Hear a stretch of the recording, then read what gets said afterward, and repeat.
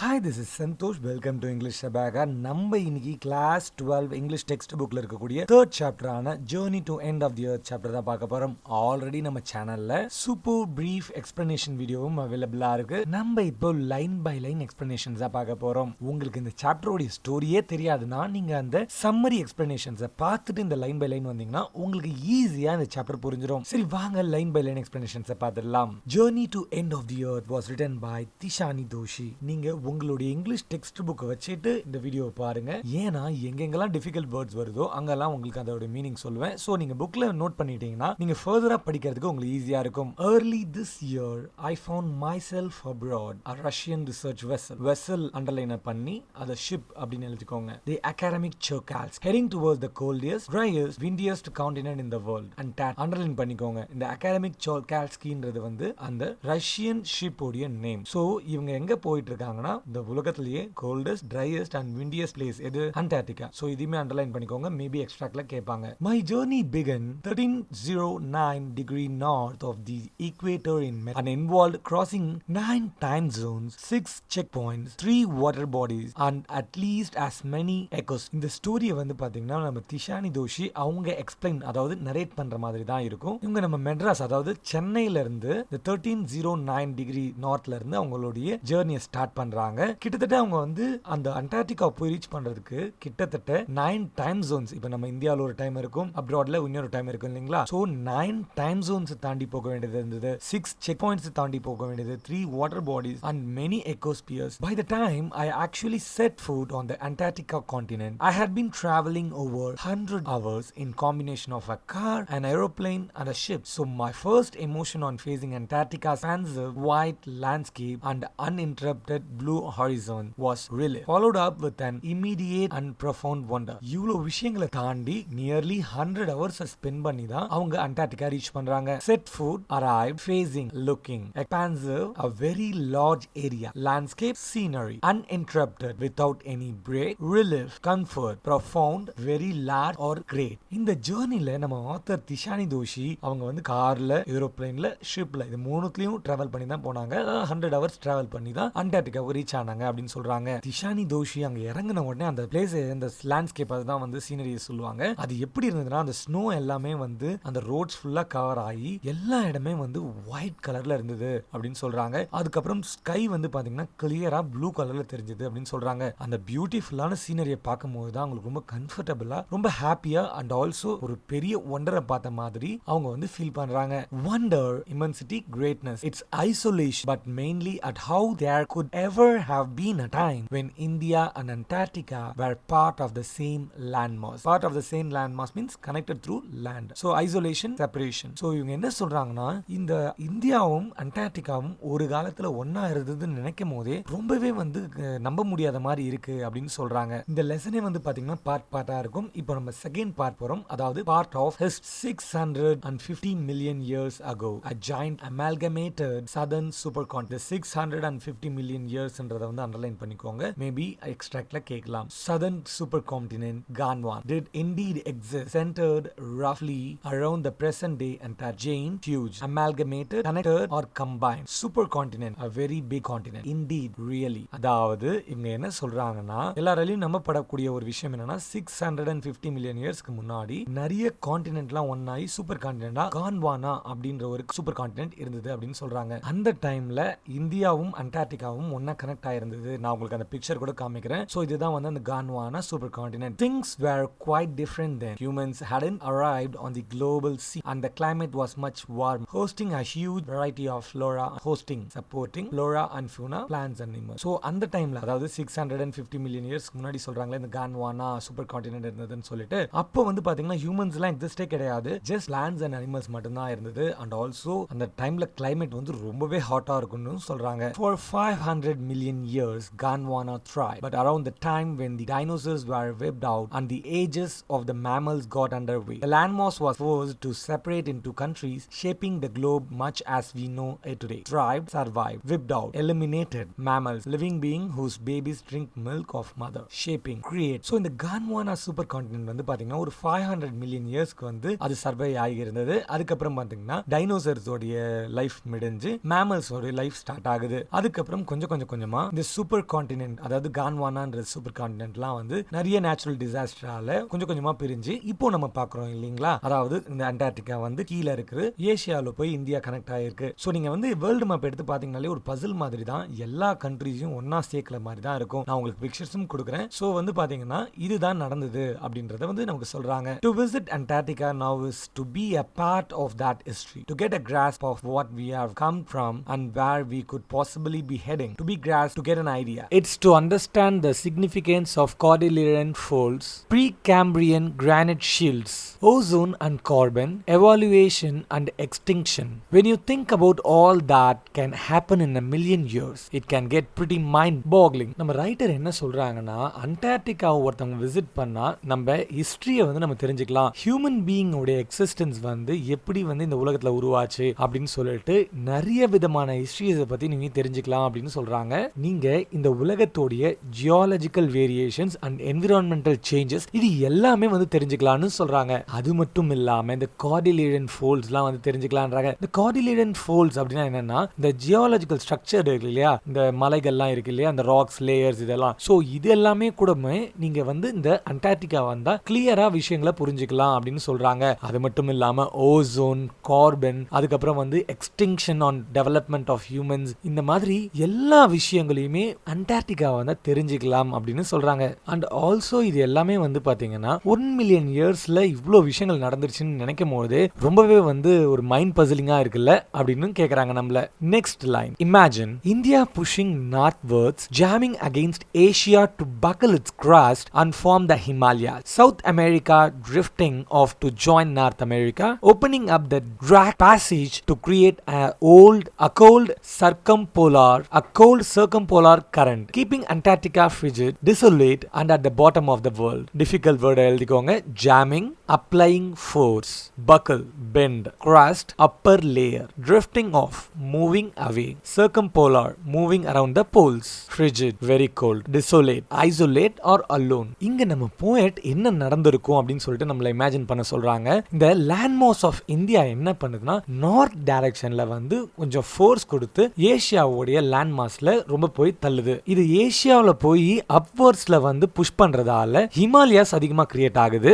இப்படி ஆகிறதால south America வந்து move ஆகி நார்த் அமெரிக்கா கூட ஜாயின் பண்ண ட்ரை பண்ணும். இதனால நிறைய கோல்ட் விண்ட்ஸ்லாம் வந்து போல்ஸ்ல வந்து ப்ளோ ஆகி இந்த ட்ராக் பேசேஜ்ல அதிகமா வர ஆரம்பிக்கும். இந்த காரணத்தால தான் அண்டார்டிகா வந்து பாத்தீங்கன்னா ரொம்ப ஐசோலேட்டடா, இந்த வேர்ல்டுலே வந்து ரொம்ப பிரிசர்வ்டா, அந்த இடத்துல ரொம்ப கூலிங்கா இருக்கு அப்படின்றதை சொல்றாங்க. அண்ட் ஆல்சோ அண்டார்டிகா வந்து எண்ட் ஆஃப் த எர்த், அதாவது கடைசியில இருக்கிறதால அத எண்ட் ஆஃப் த எர்த்னு சொல்றாங்க. Next line, for a sun worshipping South Indian like myself, 2 weeks in a place where 90% of the earth's total ice volumes are stored in a chilling prospect, not just for circulatory and metabolic functions but also for their imagination, worship, puja, chilling, horrifying or fright, prospect, situation or possibility, circulation of wind, metabolic refers to various kind of activity. இங்க நம்ம திஷானி தோஷி என்ன சொல்றாங்கன்னா, like people live in South India worship sun, அதாவது நார்மலா வந்து பாத்தீங்கன்னா நிறைய பேர் நம்ம சன்னையே வந்து கடவுளா வந்து நிறைய பேர் வந்து கும்பிடுவோம். அவங்க சொல்றாங்க, என்ன மாதிரி ஒரு ஆள், அதாவது சவுத் இந்தியாவில இருந்து வர என்ன மாதிரி ஒரு ஆளு, நாங்க வந்து சன்னை தான் வந்து கடவுளாவே பார்ப்போம். பட் நீங்க யோசிச்சு பாருங்க, 90% ஆஃப் உலகத்தோட ஐஸே வந்து அண்டார்டிகால இருக்கு, இந்த இடத்துல போய் என்ன வச்சிருக்கீங்களே அப்படின்னு அவங்க நினைக்கிறாங்க. அதாவது அவங்களுக்கு ரொம்ப பயமா இருக்கான் இந்த மாதிரி கோல்ட் என்விரான்மெண்ட்ல இருக்கிறது. சோ அதனாலதான் வந்து அவங்க இந்த மாதிரி வந்து எக்ஸ்பிரஸ் பண்றாங்க.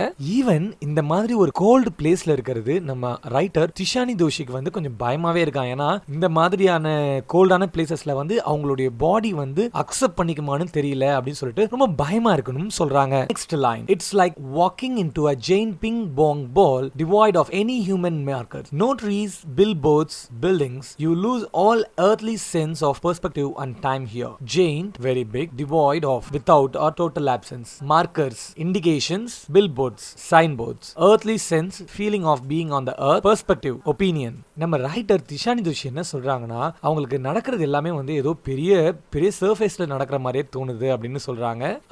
இவங்க வந்து ஒரு உலகத்துல, அதாவது இந்த எர்த்ல இருக்கிற மாதிரியே ஒரு ஃபீல் இல்லையா, அந்த எர்த்லி சென்ஸ் ஃபீலிங்கே இல்லைன்றத சொல்றாங்க. ஏன்னா இங்க ட்ரீஸ் இல்ல, சைன் போர்ட்ஸ் இல்ல, பில்டிங்ஸ் இல்ல, நம்ம நார்மலா பார்க்கக்கூடிய எந்த விஷயமும் இல்ல அப்படின்றத சொல்றாங்க. நீங்க அண்டார்டிகாவுக்கு ரீச் ஆனீங்கன்னா, அண்டார்டிகாவுக்கு நீங்க போனீங்கன்னா உங்களுக்கு இந்த எர்த்லி சென்ஸ் இருக்கிற எல்லா விஷயமுமே வந்து பாத்தீங்கன்னா மறந்து போயிடும். டைம் ஞாபகம் இருக்காது, நம்ம எங்க இருக்கிறோம்ன்றது தெரியாது, ஒரு ஒரு அட்ரஸ் கிடையாது. ஸோ இந்த எதுவுமே வந்து உங்களுக்கு வந்து இந்த எர்த்ல இருக்கக்கூடிய எந்த சென்ஸுமே வந்து அண்டார்டிகாவில் இருக்காது அப்படின்னு சொல்லிட்டு நம்ம திஷானி தோஷி சொல்றாங்க. Next line, the visual scale ranges from the microscopic to the mighty, midges and mites to blue whales and icebergs as big as countries. The largest record was the size of the Belgium. Visual scale, variety seen, microscopic, very small, mighty, very big. Midges, insect that can fly, mites, small insect not able to fly. Icebergs, large piece of ice floating in water. நீங்க அண்டார்டிகாவுக்கு வந்தீங்கன்னா இங்க விஷயங்கள், அதாவது நீங்க பார்க்கக்கூடிய நிறைய விஷயங்கள் வந்து டிஃப்ரெண்ட் சைசஸ்ல பார்க்கலாம். ஈவன் ஒரு சின்ன சைஸ் பூச்சில இருந்து ஆரம்பிச்சு ப்ளூ வேல், பெரிய சைஸான ப்ளூ வேல் கூட இங்க இருக்கு அப்படின்றத சொல்றாங்க. அது மட்டும் இல்லாம இந்த ஐஸ் வந்து பாத்தீங்கன்னா நிறைய ஃப்ளோட் ஆயிட்டே இருக்கு, ரொம்ப பெரிய சைஸ்ல இருக்கு. இவங்க என்ன சொல்றாங்கன்னா கிட்டத்தட்ட ஒரு ஐஸோடைய சைஸ் வந்து இந்த பெல்ஜியமோட கண்ட்ரி சைஸ் இருக்குன்னு சொல்றாங்க. கிட்டத்தட்ட 30,689 ஸ்கொயர் கிலோமீட்டர் இந்த சைஸ்ல ஒரு ஐஸ் இருக்குன்னு சொல்றாங்க. Next line, days go on and on and on in surreal 24 hours austral summer light and a ubiquitous silence uninterrupted only by the occasional avalanche or calving ice sheet consecrates the place. Surreal, unusual, austral, relating to southern hemisphere, summer light, sunshine of summer season, ubiquitous, everything. Avalanche, rapid slide of snow, calving, breaking at the edge, consecrated to cause a different or set apart. இந்த அண்டார்டிகாவில் summer சீசனே ரொம்ப ஸ்ட்ரேஞ்சா இருக்கான். ஏன்னா இந்த summer சீசன்ல வந்து பாத்தீங்கன்னா Sun வந்து செட்டே ஆகாம 24 ஹவர்ஸுமே அந்த சன்ஷைன் அந்த ஷேட்லேயே தான் இருக்கும். அது மட்டும் இல்லாம அந்த இடம் முழுக்கவே சைலண்டா இருக்கும். இப்போ இங்க என்ன ஒரே சவுண்ட் கேட்கும்னா, இந்த சன்ல வந்து சில ஐஸ் வந்து பிரேக் ஆகி டக்குன்னு வந்து உடஞ்சி அந்த வாட்டர்ல விழுமா. இந்த ஒரே சவுண்ட் தான் அண்டார்டிகா ஃபுல்லா வந்து அந்த பிரேக்கிங், அந்த சவுண்ட், அந்த சைலன்ஸை வந்து பிரேக் பண்றதே வந்து பாத்தீங்கன்னா இந்த ஐஸ் வந்து உருகி ஊத்துறது, விழறது தான் அப்படின்றத சொல்றாங்க. Next line, it's an emotion that will force you to place yourself in the context of the earth's geological history, and for humans the prognosis isn't good. Immersion, adventure, context, reference. Prognosis, opinion or prediction. அண்டார்டிகாவுக்கு போறதுன்றதே வந்து ஒரு பெரிய adventure தான். அது மட்டும் இல்லாம இந்த எர்த்தோட ஜியாலஜிக்கல் ஹிஸ்டரிஸே நீங்க தெரிஞ்சுக்கலாம். நம்ம வந்து இந்த ஜியாலஜிக்கல் ஹிஸ்டரிஸை பத்தி நீங்களே வந்து உங்களோட ப்ரெடிக்ஷன்ஸ் அண்ட் உங்க ஒப்பீனியனை சொல்லக்கூடாதான். இதை வந்து இங்க இருக்கிறத நீங்க வந்து ஜஸ்ட் ஃபீல் பண்ணணுமே தவிர்த்து எந்த ஒரு கெஸ்ஸும் பண்ணக்கூடாது அப்படின்னு சொல்றாங்க. நெக்ஸ்ட் பார்ட் வந்து பாத்தீங்கன்னா human impact. Human civilisation have been around for paltry 12,000 years, barely a few seconds on the geological clock. Paltry, very small amount. நம்ம ஹியூமன் பீயிங்ஸ் வந்து இந்த எர்த்துக்கு வந்து 12,000 இயர்ஸ் தான் ஆகுது. அதாவது ஜியாலஜிக்கல் கிளாக் படி பார்த்தீங்கன்னா ஒரு செகண்ட்ஸ், அது ஃபியூ செகண்ட்ஸ்க்கு முன்னாடி வந்த மாதிரி கணக்கு தான். ஏன்னா இந்த எர்த்துக்கு வந்து ரொம்ப பெரிய ஹிஸ்டரிஸ் இருக்கு, ரொம்ப வருஷத்துக்கு முன்னாடியே வந்து இது வந்து கிரியேட் ஆயிடுச்சு. ஸோ அதனால தான் அவங்க இப்படி சொல்றாங்க. In the short amount of time we have managed to create quite a ruckus, hedging our dominance over nature with our village, towns, cities and megacities. Ruckus, difficult words எழுதிக்கோங்க.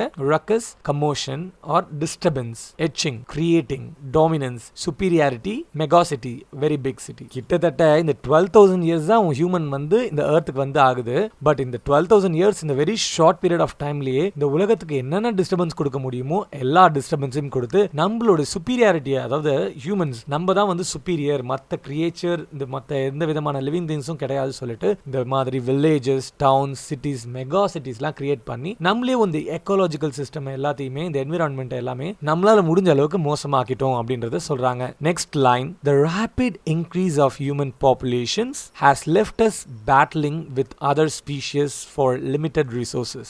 The unmitigated burning of fossil fuels has now created a blanket of carbon dioxide around the world, which is slowly but surely increase the average global temperature. Rapid, quickly, battling, fighting or competing, battling, fighting, unmitigated, increased, fossil fuel, coal, petrol, natural gas, etc. blanket, thick layer. நம்ம writer என்ன சொல்றாங்கன்னா, இந்த உலகத்துல human populations ரொம்ப அதிகமாயிட்டே போயிட்டு இருக்கு. But இங்க இந்த உலகத்துல இருக்கக்கூடிய நேச்சுரல் ரிசோர்சஸ் ரொம்பவே லிமிடெட். அதனால நம்ம எல்லாருமே என்ன பண்றோம், இந்த குறைவா இருக்கக்கூடிய நேச்சுரல் ரிசோர்ஸ்க்காக சண்டை போட்டுக்கிறோம். இந்த ஃபாசில் ஃபியூல், இந்த பெட்ரோல், இந்த மாதிரி விஷயங்கள்லாம் ரொம்பவே கம்மியா இருக்கிறதால நம்ம பயங்கரமா சண்டை போட்டுட்டு இந்த ஆர்டிஃபிஷியலா நிறைய விஷயங்களை உருவாக்கி இந்த கார்பன் டை ஆக்சைடு, இந்த மாதிரி ஓசோன்ஸ், இது எல்லாத்தையுமே வந்து நம்ம ரொம்பவே டிஸ்ட்ராய் பண்ணி நம்ம எர்த்தோடைய டெம்பரேச்சரை குளோபலா ரொம்பவே அதிகமாக்கிடுறோம். இதனால எல்லாருக்குமே பிரச்சனை அப்படின்றத வந்து நம்ம ரைட்டர்ஸ் சொல்றாங்க. Climate change is one of the most hotly contested environmental debates of our time.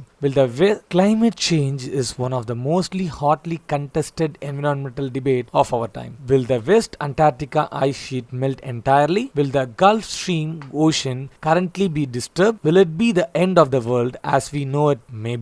Maybe not. Hotly contested, strongly argued by all. Disturbed, இங்க நம்ம ரைட்டர் திஷானி தோஷி என்ன சொல்றாங்கன்னா, நம்ம ஈஸியா தெரியிற ஒரே விஷயம் என்னன்னா climate change. எல்லா வருஷமும் நம்ம ஒரு விஷயத்தை பத்தி கண்டிப்பா பேசுவோம். அதாவது இந்த ஹீட் அதிகமாகுது, சன்னோட ரேஸ் வந்து ரொம்பவே வந்து பாத்தீங்கன்னா ஹாட்டா இருக்கு அப்படின்னு சொல்லிட்டு பேசுவோம். இதை சொல்லிட்டு அண்டார்டிகால இருக்கக்கூடிய ஐஸ் மெல்ட் ஆனா என்ன ஆகும்? இந்த கல்ஃப் ஸ்ட்ரீம் அப்படின்றது வந்து ஓஷன் தான். கல்ஃப் ஸ்ட்ரீம்ன்ற ஓஷன்ல இருக்கக்கூடிய வாட்டர்லாம் டிஸ்டர்ப் ஆனா என்ன ஆகும்? இதெல்லாம் வந்து நடந்ததுன்னா உலகமே முடிஞ்சிருமா அப்படின்னு சொல்லிட்டு நம்ம கிட்ட क्वेश्चन கேக்குறாங்க. மேபி ஆகலாம், இல்ல இது உலகம் அழியாமலும் போகலாம் அப்படின்னு சொல்றாங்க. Next line, either way Antarctica is a crucial element in this debate, not just because it's the only place in the world which has never sustained a human population and therefore remains relatively pristine in this respect, but more importantly because it holds in its ice cores of million years old carbon records trapped its layer of ice. Either way, in every situation, crucial, important, element, aspect, sustained, support, pristine, in original condition or pure, trapped, hidden. இந்த எல்லா ஆர்குமெண்ட்லயுமே வந்து Antarctica வந்து ரொம்ப முக்கியமான role play பண்ணுது. அது just இங்க வந்து ஹியூமன்ஸே போனதில்லை, ஹியூமன் பாப்புலேஷன்ஸே அங்க வாழ முடியல அந்த காரணத்துக்காக மட்டும் கிடையாது. இங்க வந்தா வந்து எர்த்ல இருக்கக்கூடிய 90% ஆஃப் த ஐசஸ் இருக்கு. அது மட்டும் இல்லாம ஒரு ஓல்ட் எவிடன்ஸ் அந்த டெவலப்மெண்ட் ஆஃப் ஹியூமன் பீயிங் வந்து இங்க தான் வந்து புகஞ்சு இருக்குன்னு சொல்றாங்க. ஒரு 5 மில்லியன் இயர்ஸ்க்கு முன்னாடி இந்த கார்பன் டேட்டிங் இதெல்லாமே வந்து இது உள்ள புதஞ்சு இருக்கணும், அப்படி இருக்கலாம் அப்படின்றதையும் அவங்க சொல்றாங்க. சோ அண்டார்டிகால இருக்கக்கூடிய ஐஸ் உருகுச்சுன்னா இந்த உலகத்துக்கு பயங்கரமான ப்ராப்ளம்ன்றத இங்க சொல்றாங்க. Journey to end of the earth உடைய பார்ட் 2 வீடியோவும் நெக்ஸ்ட் அப்லோட் பண்ணிருக்கேன். உங்களுக்கு வேற ஏதாவது சஜஷன்ஸ் இருந்தாலும் கமெண்ட்ல சொல்லுங்க. Thanks for